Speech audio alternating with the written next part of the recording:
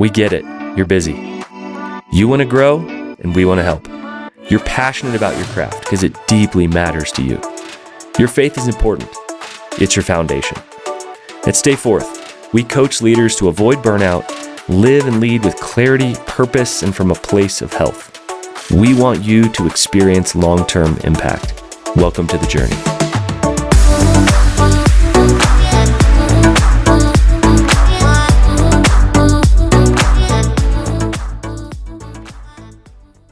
Hey friends, welcome back to another episode of the podcast. I have been thinking about a topic recently, I would say over the last 6 months or so, and it's something that honestly I've thought about before, but to me has come to the forefront of my leadership, even my parenting, life at home, life at work, my coaching.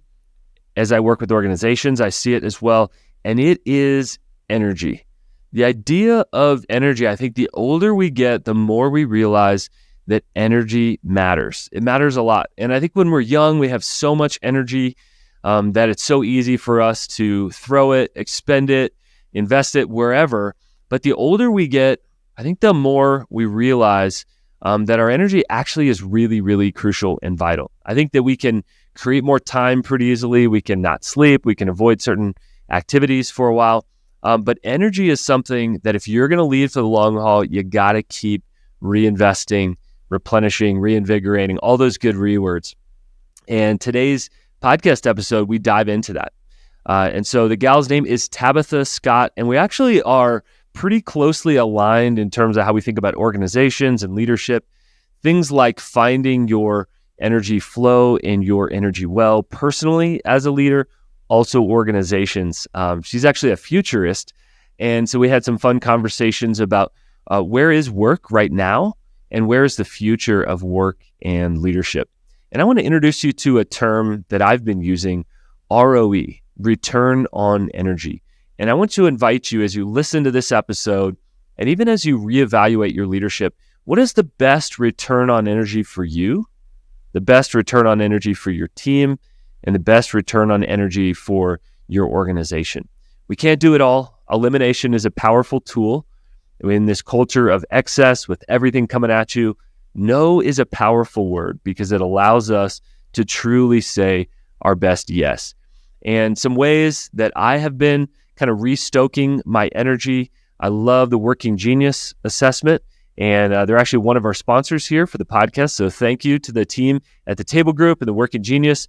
I'll talk a lot about that. We're actually going to do a series on that coming up, but it helps you to assess what's your best energy invested in instead of just spent. I believe energy is best invested, not spent. And so that's a great place to start personally. Just physically, movement creates energy. And so we had Hal Elrod on the podcast a few months ago talking about the miracle morning process and how when you get moving physically, it often produces mentally or emotionally kind of new ideas and thoughts. And that's something that I've just always known about myself is that if I'm feeling stuck mentally, I get moving physically. And when you're moving, you get new energy, you get new ideas. And also just this idea of energy, she talks about in this podcast episode, the idea of a light bulb moment, the idea of moving into the flow. We may talk about the flow in our life or leadership. And there's just an energy attached to that. And unfortunately, that word has been co-opted in many ways. And I'm trying to bring that word back. I talk about it a lot in my upcoming book, Anti-Burnout, which releases April 9th. So get ready. We're going to talk about it more here. We're going to invite you to be on the launch team if you're interested for that. But I just think it's a vital concept that the currency of leadership is not time, it's energy. And if you are thinking in just blocks of time, heads up, because that is one way that you can head toward burnout. I want to give a quick shout out to something that's been great for my energy levels called Magic Mind. I have weaned off of coffee and I'm down to just 1 cup a day. What I realized is that I was depending too much on caffeine and adrenaline. And so I am loving this little shot. I drink it kind of like a matcha tea. It's got nootropics, it's got matcha in there, and I found that it brings me more of a calm. And my focus has been calm, not caffeinated. And it really has changed my leadership, staying calm inside of leaders' lives and issues. I had a leader call me yesterday and said SOS is having a major issue in their company. And just being calm allowed me to help him to stay calm and to get calm as he thought about what that may mean. So not only do we hope you enjoy these episodes, I hope you're challenged by them. Chances are you're probably looking back at the past too much and not enough currently residing in the present moment and looking ahead to the future. I believe this episode, if you let it, will help expand your mind and look a little bit more toward the future.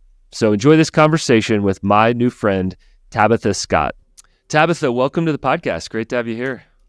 Thanks for having me, Alan. It's going to be fun. Yeah, it sounds like we have a ton in common about the way we see life and leadership and organizations. But you call yourself a business futurist. Just start with that. What the heck is a business futurist? I think a business futurist, and in my book, I talk about how everything in nature, because we're all made of the same energy, every plant, animal, tree, human, and organization as well. They're just another type of living organism. We all follow the same growth curve. And so it's very predictable. People say you can't tell what's coming next, but you can. All you have to do is figure out what phase of the growth cycle you're in now, either personally or professionally, or where your company is. And then you know what's coming next. So it's not that tough to be a futurist. Anybody could do it. So talk about that organization as a living organism idea. How does that change a mindset when a leader sees the organization that way? Yeah, I think when a leader really understands that an organization is just made up of energy, it's made up of moving parts and people that think differently with different strengths. And organizations always follow the same curve: birth, growth, maturity, and decline. And so if you think of an organization that doesn't jump onto the next curve, Kodak, Compaq, Blockbuster, there's a huge list of them. They didn't innovate to rebirth in time. And in nature, that's propagation or planting your seeds or having children. It's that type of thing. And if businesses aren't thinking about the next generation, then they die, right? So as long as they keep jumping on new growth curves, then they're a living organism. But as soon as they stop, then they're toast. And you talk about change management as a no-go. You don't like that phrase. Tell me more why you don't, and then what you would replace that with instead. Yeah, I think maybe in the old-fashioned times before the web and before people had the same computing power in their phones that NASA had when it first landed a spaceship on the moon, before technology had accelerated to this point, it would be fair to say, yes, let's manage change. Let's, space it out. Remember, like in the old days, you would have this graph and it was like, here we are this year, we're going to grow to this. And then every week your meeting was like, let's get back to plan. Here's our variances, but it doesn't work like that. One social media post could send your company into a big stock drop. One, misstep of a corporate person or something they did in their personal life that crosses over, the math is no longer linear, it's chaos theory. And try to manage that. You can't. So people are stuck chasing change. And I'm just like, stop trying to chase change. You're never going to catch it. It's just speeding up. And instead learn to flow with it, right? And learn where you fit in on that growth curve and then contribute as much as you can. And so somebody here is going, okay, I lead a team, I lead an organization, flow with change. What does that look like? Dive into that. Well, let's think about that word for a minute, flow. Now, you talk about energy a lot, and you're writing a book on burnout, and so you're really an expert on this. So I was excited to talk to you about it. But since we're all made of the same energy, at the core level, even DNA, it's just data and energy. That's it. So if you look at all businesses, all things, if you can manage that energy, then you can avoid burnout.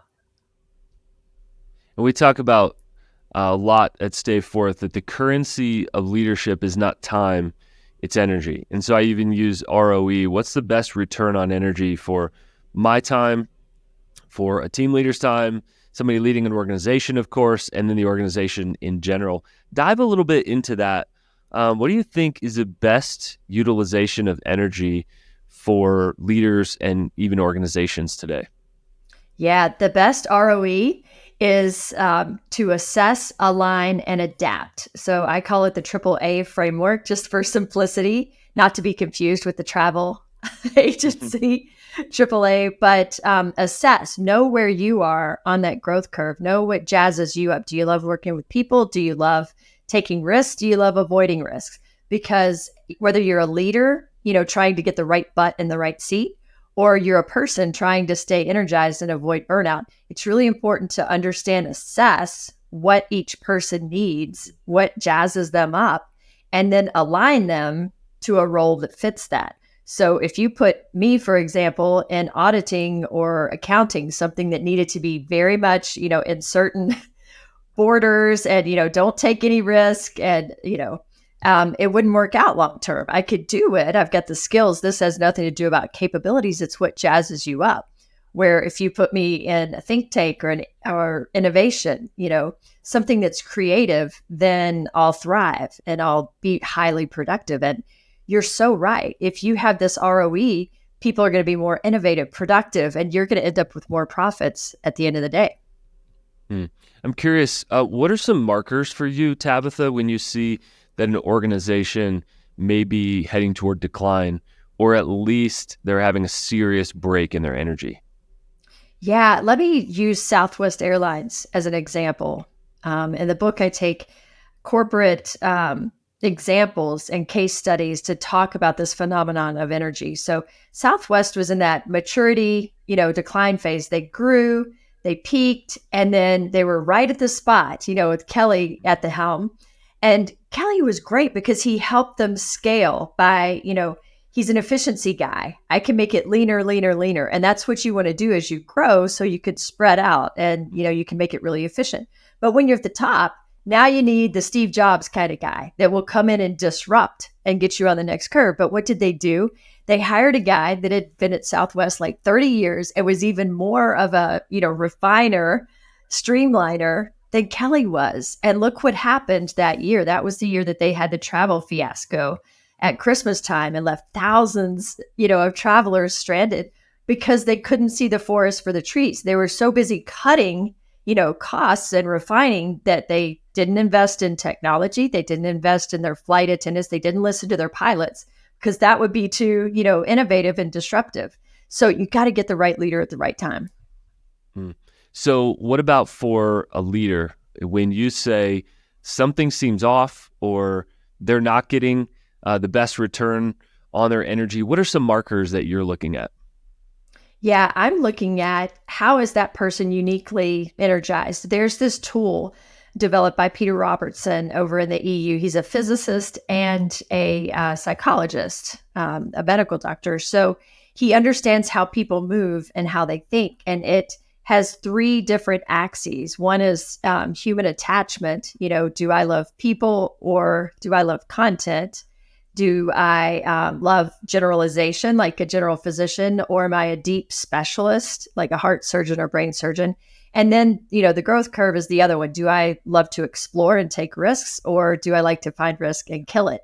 And, there's a spectrum all in between. And his model I love. So I think finding out what jazzes you up is really important. And then I take his model, and it's called the AEM Cube, CUBE, and Human Insight offers it, but I take their model and add purpose as a 4th dimension, because purpose, once you know your direction and you're connected, then you can accelerate that. Again, all words that talk about energy, you can accelerate it with purpose. Yeah, that idea of Newton's law that energy is neither created nor destroyed, this idea of where are we transferring our best energy to? And you can kind of see it when an organization is plateauing. And like you talk about this kind of major transitions, there's a leader here listening or watching that's thinking about transition for themselves, either pulling back or pushing in. Seasonally, how can or does a leader know to push harder and expend more energy, to pull back, to rest, or to push hard? How can a leader know? Yeah, I think the first thing is, the first book I wrote was called Trust Your Animal Instincts. And it was all about burnout. It was the story of me getting to the point of burnout where I walked away from my job in 2016, gave away my stuff, and lived in the jungle for a few months just to reconnect. And what I wrote the book out of passion for others, like, please don't do what I did. Don't let it get to that point, because your own intuition will tell Cautionary you. tale. Yes, it's a cautionary tale of you have to listen if you're feeling off balance. Literally, that's the laws of physics saying your energy is being drained from you. Mm. I mean, think about our language, Alan. She spun up. He lit up a room. We're transformed. I feel drained. I feel, excited. I feel energized. I feel burnout. Even if you have a great idea, what the heck comes over your head? A light bulb. Mm-hmm. So it's nuts. It's throughout our language. People that read scriptural texts, like in the Bible, 272 times light is used to refer to Christ and God. So it's in our religions, it's in our language. Right. And the sooner we recognize it. Yeah, exactly. But we ignore it. We're so desensitized to it. So my answer is, you know what? Leaders know it. They're just not listening. They're not really listening to their energy level. And if you're feeling burned out every day, take a break. That's how how are you feeling? And listen to it. So let's dive a little bit deeper. So burned out Tabitha heading into the jungle. How were you different when you came out of the jungle? Much calmer, much calmer, and much less stressed out about things that don't matter. I think having time back in the woods, I grew up on a small farm in Kentucky with animals in nature, observing the water going around rocks and obstacles in the streams. It didn't stop and stress out. It just float around.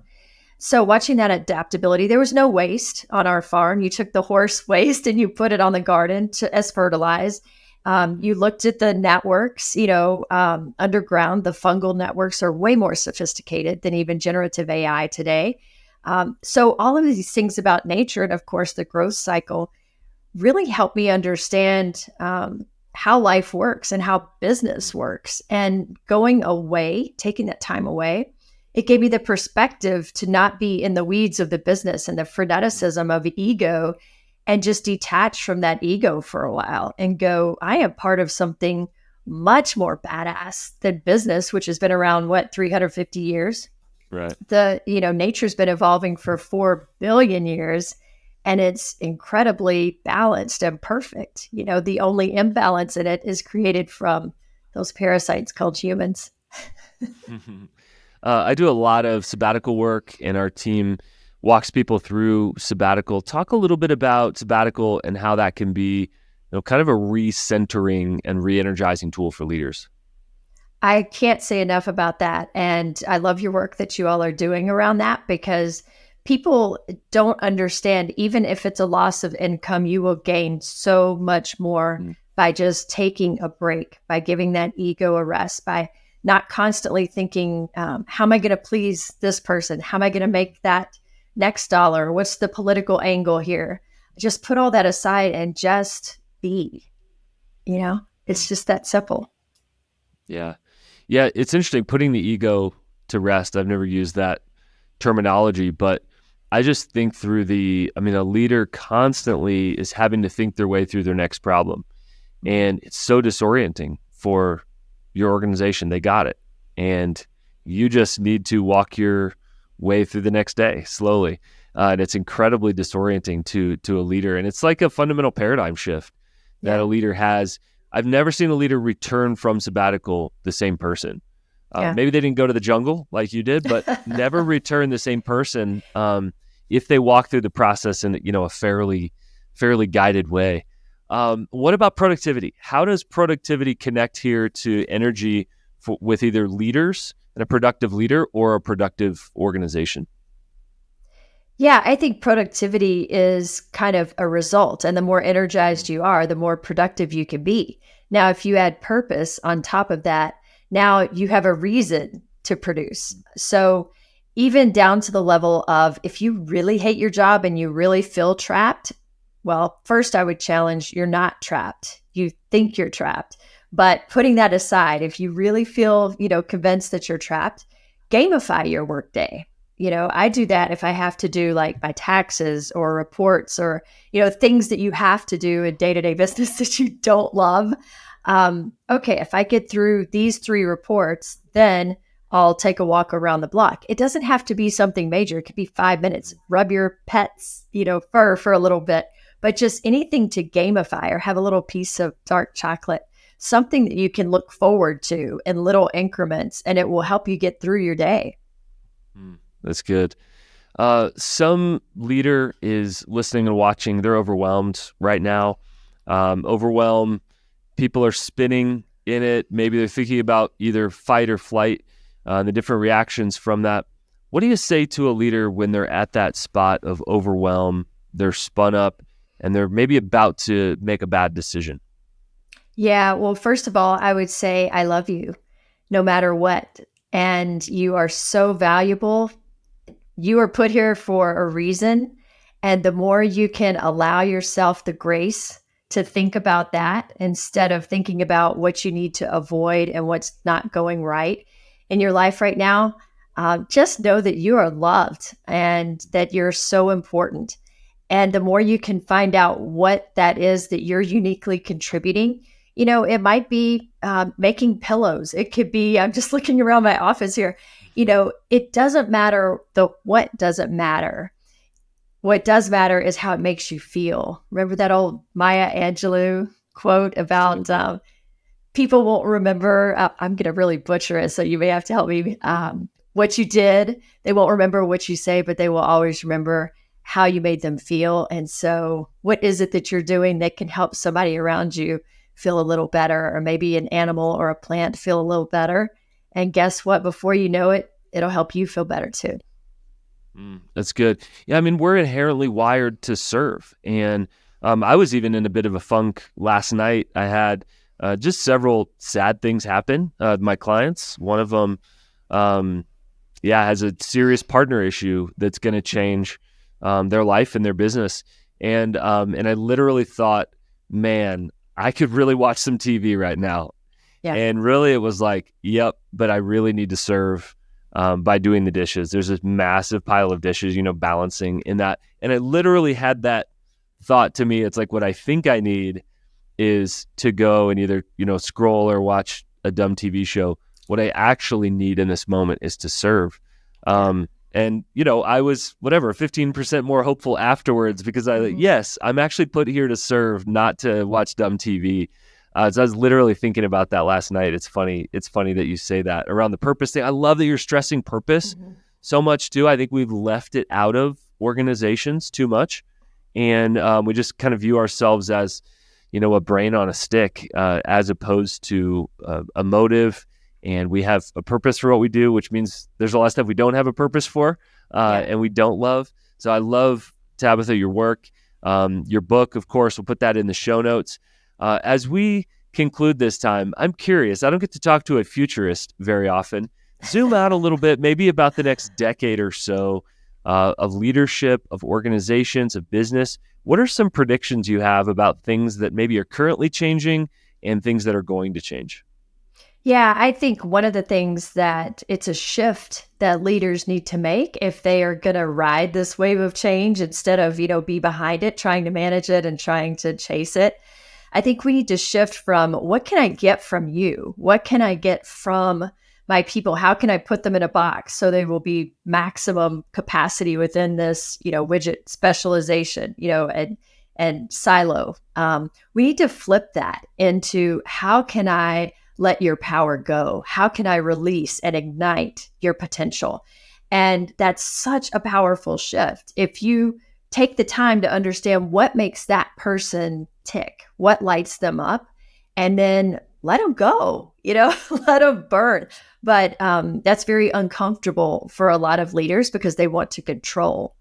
And so it's that balance of control is great while you're scaling, but depending what part of the organization you're in, You're going to alienate a lot of your, people that you need for creativity and to jump on the next curve. So I think leading differently is really important in the next decade. I think understanding that AI has opportunities. A lot of people have fear around it, and justly so with the bias that goes into it. But I also think now that we've created this language and it can very quickly assimilate, I would expect a new language, a universal language, to be developed by AI. And not just that, but a universal payment system. And I hope to God that it is not as energy intense as Bitcoin and blockchain and the things that we've invented. Hopefully it will be, use no energy and create no waste. But I see that our language barriers, our financial, what we're using for currency will be brought more together. And this is not going to happen overnight, but, by the end of a decade, I think we're going to see these things start. Wow. So much currently changing. And I agree with you. I think if we structure for the moment we have come from, even the moment that we're in, we're going to miss a whole lot of opportunity. Last thought, you give a lot of advice, speak a lot, consult with organizations. What's one piece of advice you find yourself giving to leaders a lot these days? Yeah, I think really focusing on the current. This is the first book in the Current Insight series. And, Alan, with your work and talking about your return on energy, the current quite literally is the present, but it's also that heartbeat that hums in every person. It's the people inside an organization. And so thinking about it both from, if all of your attention is looking at the past, how did the financials perform? What did we do then?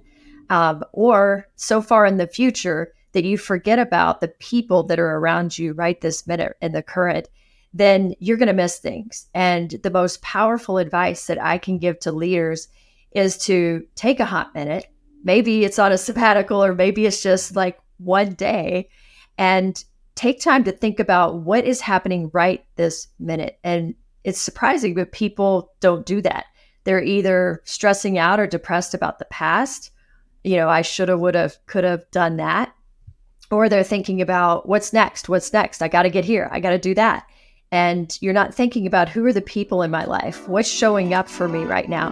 Who, is being attracted to me? What types of events are coming to me? And how do I feel about that? That's where we go back to listening. And so I would say listen to what's in the current, inside, energy-wise, and the present. So good. Tabitha, thanks for your work and congrats on your brand new book. We'll put a link there in the show notes. Keep it up. Keep pushing bravely into the future. Thanks for stopping by today. You too, Alan. Let's do it.